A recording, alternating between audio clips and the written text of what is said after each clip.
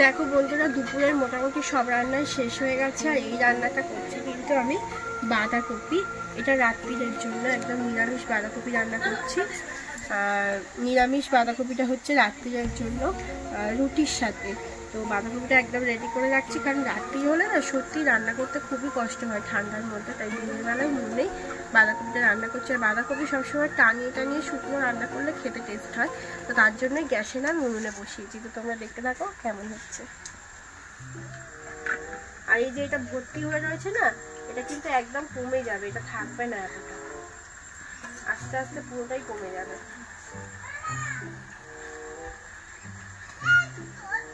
এই যে একদম কমে যাবে। তো এটা আস্তে আস্তে হোক বন্ধুরা, ততক্ষণ তোমরা থাকো, আবারও আসছি পরে।